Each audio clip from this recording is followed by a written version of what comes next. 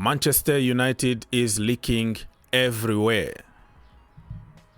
Waterfall at Old Trafford last Sunday against Arsenal just showed the world that that club been abused by the owners.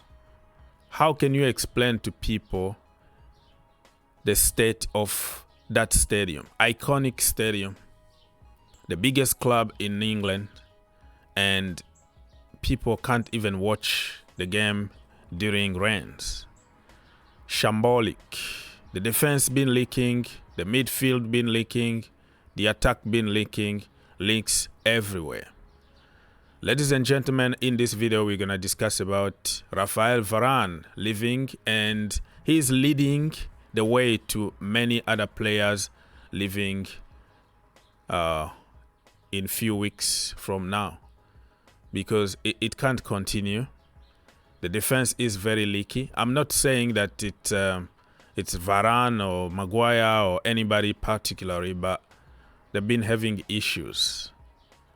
Lisandro Martinez injury prone even. Luke Shaw injured. Lindelof injured. And they have to play like 200 years old Johnny Evans. How can you explain that? So this is the state of Manchester United. And I think this was like a blessing in disguise, because the world saw everything at Old Trafford, and now that they have Sir Jim, I think they can now start rebuilding this club from the bottom to the top. So, talking about the leaky defense, you see all kind of trolls here just to represent really how Manchester United are right now. Even in the dressing room, still leaking. Look, this is away dressing room. Look at water coming through.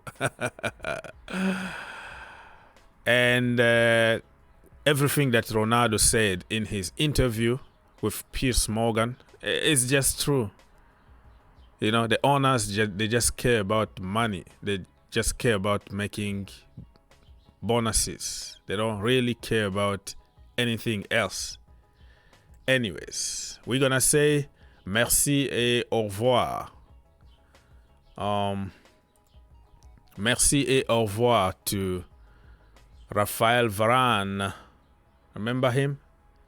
Yeah, so Rafa is leaving Manchester United, and it's gonna be very emotional. The last game is gonna be at Old Trafford, the theater of nightmare. And probably let's listen to him, the message that he sent to Manchester United fans.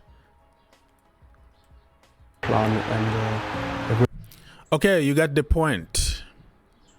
And Raphael Varane is somebody that will leave even money on the table. You know, he came to Manchester United because he already won everything at Real Madrid. Madrid wanted to keep him, but at some point you have to change scenario. He left the national team when he was only like 28 years old, if I'm not mistaken. He was like, nah, I don't feel like it. There is a new generation coming through. Let them go and play football. And he left. Left Real Madrid after winning, I don't know, 4 Champions League, something crazy like that. Came to United. And you know what? When I saw Varane at Manchester United, and Casemiro joined them, Ronaldo, Sancho, I was like, oh my lord, United are going to dominate for a few years now, and then they're going to transition to the new generation. But I was wrong. Erik ten Hag, pretty much, I don't know, there is something in common with these players. Injuries, and also Erik ten Hag. Like Erik ten Hag, the way he treated Sancho, the way he treated Ronaldo, and even Varane, at some point, it was tough between them. And I don't think this kind of management is working with superstars. But I don't blame Ten Hag for Varane leaving, though. I'm just giving a general statement here to say there is something in common here, that Erik ten Hag is the man in the center of many things at United. And after the game, he's going to say that we dominated and we had better XG and stuff like that. So I don't know if they're gonna keep him. If they're gonna keep him next season, because I think they need a different kind of manager, and also somebody who can balance things out. Not like you are in, you are out. I'm the man here. Sometimes you need to negotiate with your players because they win you games. Ronaldo, what you think, he's gonna give you goals and he's gonna bail you out. He's gonna save your job.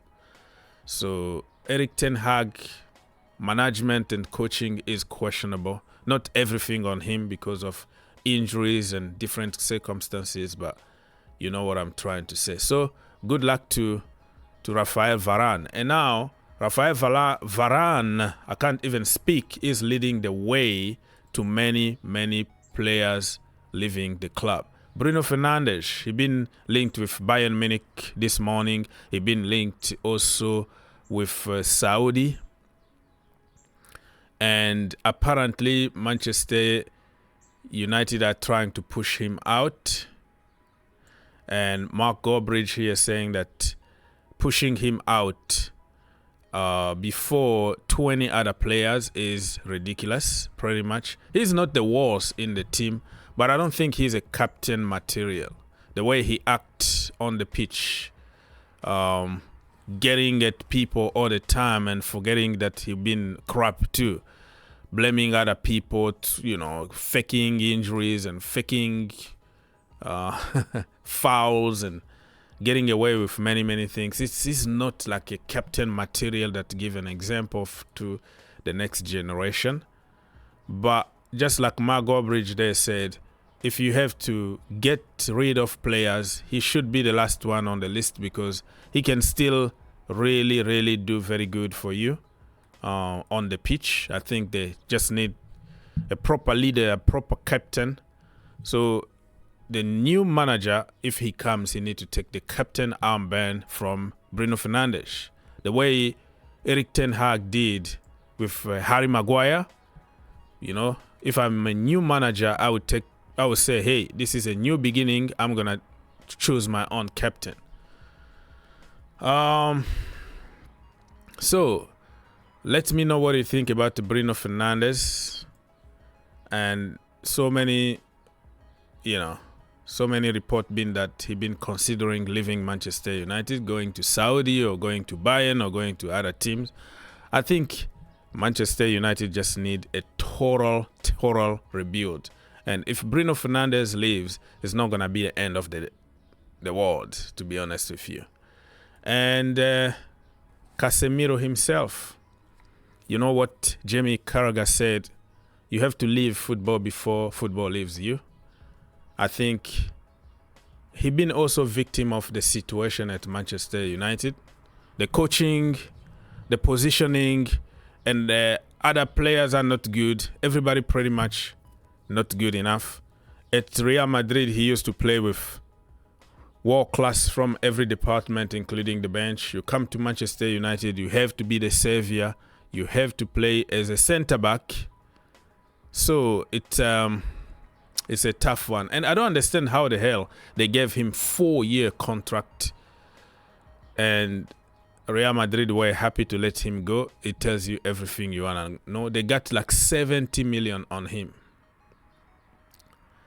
And they went to buy Nouman. Oh, man. So it was a huge mistake for me. When you got in that age, you give them 2-year contract with option to extend. But I don't know. Casemiro being really a big flop, a big failure, but not on him only. It's about the entire team. It's about other positions that not strong enough to help him. So Casemiro probably it's time for him to move back to Brazil, go to Saudi, get the last bag, come to MLS for prestige and stuff like that. But would you leave money on the table? They have to negotiate, a contract termination in this case. Do the Arsenal, which is, okay, we're going to take a big L but you leave. We pay you a certain amount of money, not the entire contract or the remaining of your contract. If you are a cool guy, you can, take a certain amount of money and leave, go do your life somewhere else. So let's wait and see what's going to happen. 500K every single week for 4 years. I don't think anybody is going to offer him that kind of money, even in Saudi. So I don't blame him if he want to stay around and see out his contract. There's nothing you can do about it.